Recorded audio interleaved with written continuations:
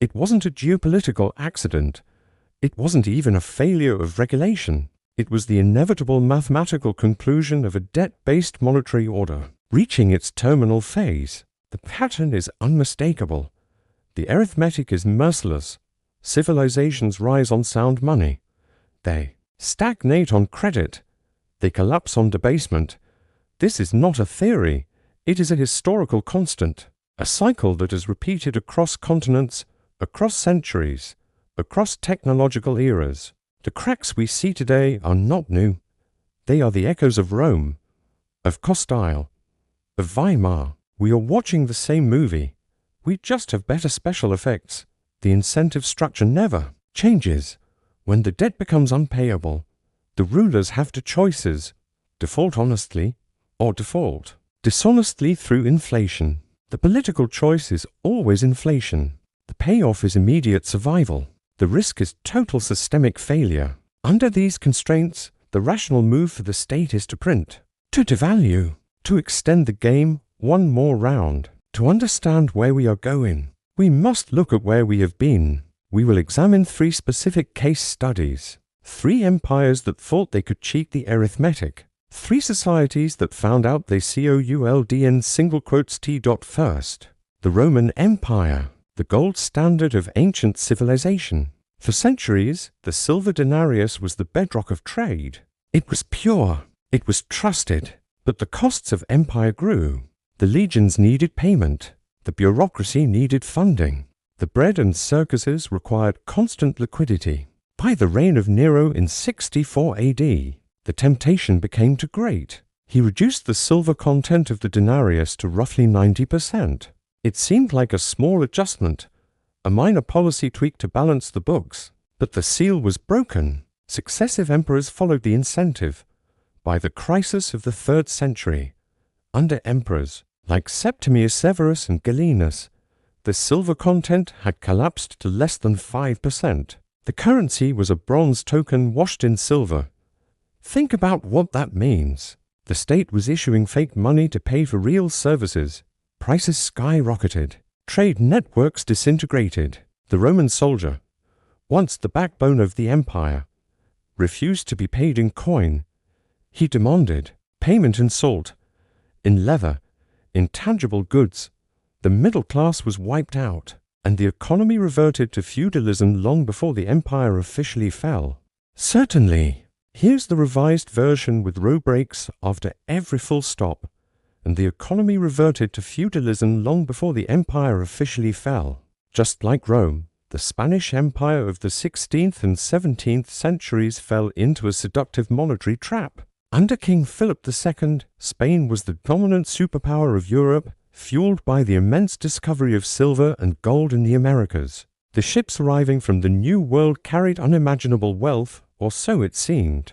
But the Spanish crown mistook money for productivity. They used this influx of metal to finance endless wars across the continent and to purchase manufactured goods from abroad rather than producing them domestically.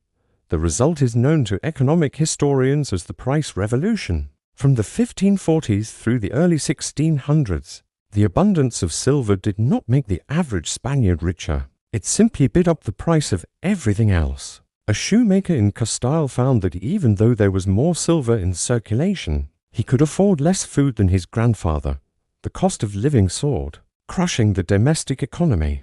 The crown, despite its access to the mines of Potosi, defaulted on its sovereign debt multiple times in 1557, 1575, and 1596. The empire had all the money in the world, yet it was bankrupt. The influx of currency without a matching increase in productive output destroyed the middle class and left the empire hollow, vulnerable, and eventually irrelevant. Just like the Spanish Empire, the Weimar Republic in early 20th century Germany demonstrated how quickly a sophisticated, industrial society can unravel when the money dies. Following World War I, Germany faced a crippling burden of reparations and a decimated industrial base. The government, unwilling to impose the austerity required to pay its debts honestly, chose the path of least resistance. They suspended the convertibility of the currency and began to print. The initial stages were subtle, appearing as a necessary stimulus to keep factories running. But by 1923, the velocity of money had taken over. The paper mark lost its function as a store of value completely. A university professor, a man of status and education, found his life savings could not buy a single loaf of bread. He was forced to trade his library, book by book, for sacks of potatoes to feed his family. The social contract was shredded. The prudent savers were punished, while the speculators and debtors were rewarded. This inversion of morality paved the way for radical extremism, proving that monetary collapse is never just an economic event, it is a sociological catastrophe. The pattern repeats in 7 distinct stages. Stage 1 is the era of sound money. The currency is backed by a hard asset, usually gold or silver, and the economy grows based on savings and productive investment. Stage 2 involves the layering of claims. Banks begin to issue paper receipts in excess of the actual reserves. This creates a temporary illusion of wealth and stimulates a boom. Stage 3 is the expansion of credit. The government and financial sector encourage borrowing. Consumption rises and the society feels prosperous, but the prosperity is borrowed from the future. Stage 4 is the onset of structural deficits. The debt burden becomes noticeable. The state's obligations, whether for war, welfare, or imperial maintenance, exceed its tax revenue. Stage 5 is the resort to debasement, to service the debt without triggering a depression. The central authority begins to dilute the currency aggressively. In the modern era, this is called quantitative easing or yield curve control. Stage 6 is the loss of faith. The public realizes that the currency is being compromised. They begin to move capital into hard assets, land, commodities, art, and foreign currencies. Inflation accelerates not just because of money supply, but because trust evaporates. Stage 7 is the collapse and reset. The currency is either abandoned, redenominated, or pegged to a new anchor to restore confidence, just like Weimar in its early phases. Current data suggest we are deep into the later stages of this cycle. The global debt to GDP ratios are at levels that history suggests are mathematically unpayable in real terms. Central banks have expanded their balance sheets to absorb sovereign debt, mimicking the exact mechanism used by previous regimes to hide insolvency. The incentive is to keep interest rates below the rate of inflation, slowly transferring wealth from savers to the state.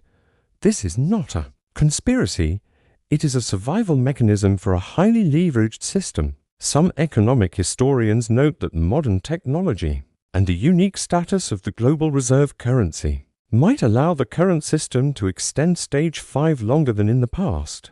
They argue that digital tools allow for more precise control of liquidity. However, the counter-argument is rooted in simple arithmetic. Technology cannot erase debt. It can only shift it. When the interest on the debt consumes the entire tax revenue, the system faces a binary choice: default or devalue. History shows that no reserve currency lasts forever, and the average lifespan fits the timeline we are currently living through. The endgame typically arrives in one of 3 forms. The first possibility is controlled decline, often called financial repression. This occurred in the aftermath of World War II, where governments used capital controls and regulated interest rates to keep yields below inflation for a decade. This slowly liquidated the debt pile at the expense of bondholders and savers. It is a slow, grinding reduction in the standard of living, where the middle class slowly fades rather than crashing suddenly. The second possibility is a chaotic collapse. This happens when the authorities lose control of the bond market entirely. An example is the French Revolution, where the collapse of the assignat currency led to total social upheaval, or the dissolution of the Soviet Union in 1991, where a superpower evaporated almost overnight due to economic exhaustion. In this scenario, supply chains break, and a reset is forced by the market rather than managed by the state. The third possibility is a managed reset and restructure. The most famous example is the Bretton Woods Conference of 1944. In this scenario, world powers convene to establish a new monetary standard, often devaluing the old currencies against a new anchor, such as gold or a basket of commodities. This restores confidence, but usually involves a massive wartime loss of purchasing power. For those holding the old paper, the only variable is timing and pain.